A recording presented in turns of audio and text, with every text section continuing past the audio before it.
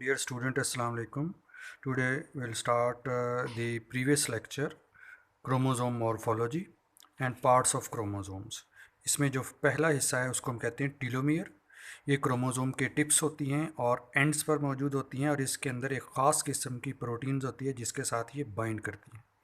इसका जो रोल है वो एक तो ये कि ये टीलोमियर जो है वो एक्सोन्यूक्लियसिस के एक्शन से क्रोमोसोम को प्रोटेक्ट करते हैं। नंबर टू, ये डीएनए की रेप्लिकेशन को परमिट करते हैं at the end of the chromosome.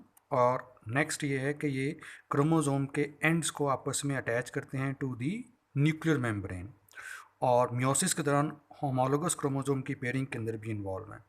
Mostly eukaryotes के अंदर इनका जो टीलोमेरिक डीएनए वो एक जैसा होता है और इसके अंदर दो स्ट्रैंड्स होते हैं। जो एक स्ट्रैंड होता है वो गॉनिन रिच होता है और ये क्रोमोसोम के एंड की तरफ होता है, और जो सेकंड स्ट्रैंड है वो साइटोसिन अमाइनो एसिड के साथ रिच होता है और वो सेंट्रोमियर के टूवर्ड्स जो है वो ओरिएंटेड होता है।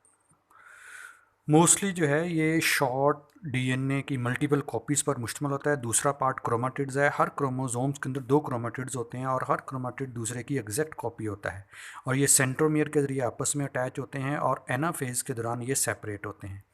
जो सेंट्रोमियर है ये हेल्ड करता है क्रोमाटिड्स को और इसका जो रोल है वो सेग्रीगेशन ऑफ क्रोमोसोम पेयर के अंदर है। ये स्पेसिफिक रीजन है क्रोमोसोम का जिसके ज़रिए माइटोटिक स्पिंडल इसके साथ अटैच होते हैं।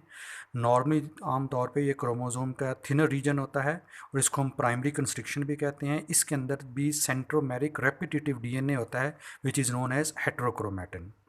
नेक्स्ट है काइनेटोकोर। एक डिस्क शेप प्रोटीनेशियस स्ट्रक्चर होता है जो कि माइक्रोट्यूब्यूल्स के ज़रिए क्रोमाटिड्स को अटैच करवाता है और ये गाइड करता है for the movement of chromosome towards poles.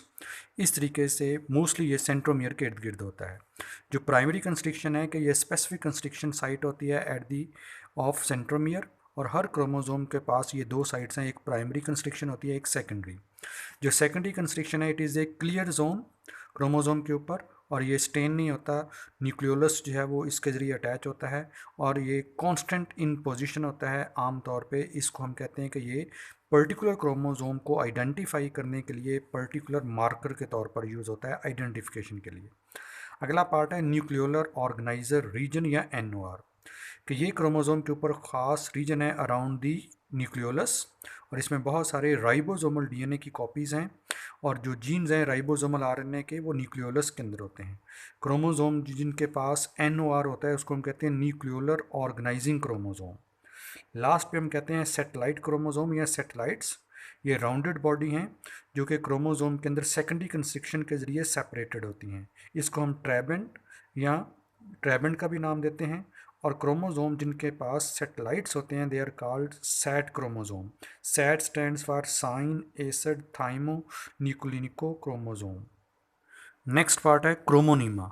Anaphase के दौरान जो क्रोमोसोम हैं वो आमतौर पे थिन और हाईली कॉइल्ड फिलामेंट्स पर मुश्तमिल होते हैं जिसको हम कहते हैं क्रोमोनीमेटा या क्रोमोनीमा सिंगुलर है, क्रोमोनीमेटा प्लूरल है और ये क्रोमेटिड्स के सब यूनिट्स होते हैं। क्रोमोमियर्स बीड लाइक स्ट्रक्चर होता है क्रोमेटिड मटेरियल का, विजिबल होते हैं along the entire length of the chromonemata, tightly folded और रिप्रेजेंट करते हैं जीन्स को। क्रोमोसोम के साइज़ के लिहाज से जो है वो ड्यूरिंग मेटाफेज हम क्रोमोसोम के साइज़ को मेयर कर सकते हैं। जनरली ये शॉर्ट 0.25 माइक्रोमीटर हो सकते हैं फंजाई और बर्ड्स में और लंबे ये हो सकते हैं 30 माइक्रोमीटर तक लाइक प्लांट्स ट्रिलियम के अंदर। प्लांट्स के क्रोमोसोम एनिमल क्रोमोसोम से लंबे होते हैं और मोनोकॉट के क्रोमोसोम डाइकॉट क्रोमोसोम से लंबे होते हैं। शेप वाइज अगर हम देखें तो शेप इसकी चेंज करती है with the phase of the cell division. आमतौर पे इसको हम माइटोटिक एनाफेज की स्टेज पर जो है वो स्टडी करते हैं और इसकी shape depends upon position of centromere.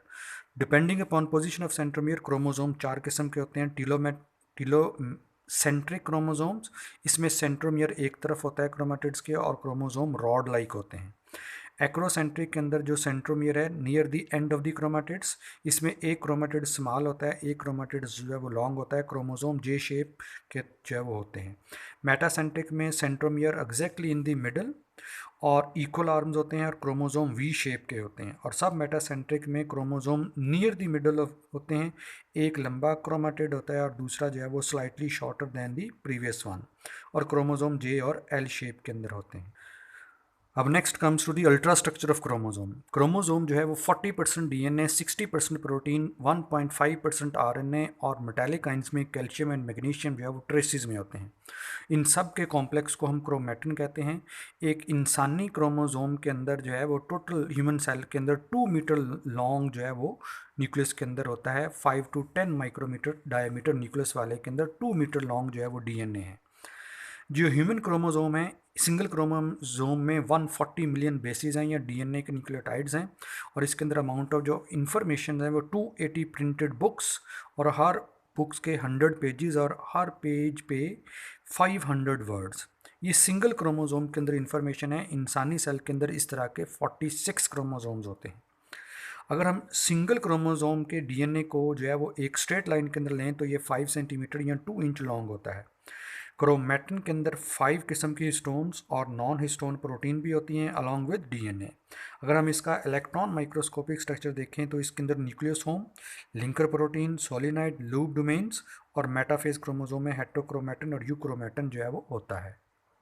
First of all students के न्यूक्लियोसोम्स क्या होते हैं? न्यूक्लियोसोम को आउडेट और को वर्कर्स ने 1975 में सबसे पहले न्यूक्लियोसोम की टर्म जो है वो यूज़ की है। ये 8 हिस्टोन प्रोटीन का कॉम्प्लेक्स होता है, हिस्टोन ऑक्टामर, और इसके इर्द गिर्द डीएनए जो है वो डबल स्टैंडर्ड 2 टाइम्स जो है वो रेप्लिकेट होता है। ये डिस्क शेप स्ट्रक्चर होता है और 11 नैनोमीटर इसका डायमीटर होता है। न्यूक्लियोसोम जो है वो आफ्टर एवरी 200 न्यूक्लियोटाइड्स के बाद जो है वो रिपीट होता है। 4 टाइप्स ऑफ स्टोन्स में H2A, H2B, H3 और H4, ये सारी के सारी जो है वो क्या, दो मॉलिक्यूल्स हर एक के होते हैं। H2A और H2B लाइसिन रिच होते हैं और H3 और H4 जो है वो आर्जिनिन रिच होते हैं। ये जो हिस्टोन प्रोटीन है ये कोर पार्टिकल बनाते हैं और ये मैग्नेट के तौर पर एक्ट करते हैं, और इसके अंदर बेसिक अमाइनो एसिड की अबंडेंस होती हैं जिसमें आर्जिनिन और लाइसिन, इसलिए इनके ऊपर जो है वो पॉजिटिव चार्ज होता है। अदरवाइज प्रोटीन के ऊपर नेगेटिव चार्ज होता है, लेकिन इनके ऊपर पॉजिटिव चार्ज होता है क्योंकि ये नेगेटिवली चार्ज फॉस्फेट आइंस को स्ट्रांगली अट्रैक्ट कर सकें। और डीएनए जो इसके अंदर होता है वो 146 बेस पेयर्स होते हैं। हिस्टोन का जो रोल है वो डीएनए की कॉइलिंग को प्रमोट और गाइड करना। इसके अलावा क्रोमैटिन जो होता है वो डीएनए की ट्रांसक्रिप्शन को भी कंट्रोल करता है, और न्यूक्लियोसोम जो है वो जीन एक्सप्रेशन के अंदर भी इसका रोल होता है। दूसरे नंबर पे जो है वो लिंकर प्रोटीन H1, ये 5th हिस्टोन प्रोटीन है, ये भी लाइसिन रिच है। ये ईजिली रिमूव हो सकती है क्योंकि ये लूजली बाउंड होती है, और ये क्रोमोसोम के फाइबर्स को इकट्ठा करके रखती है।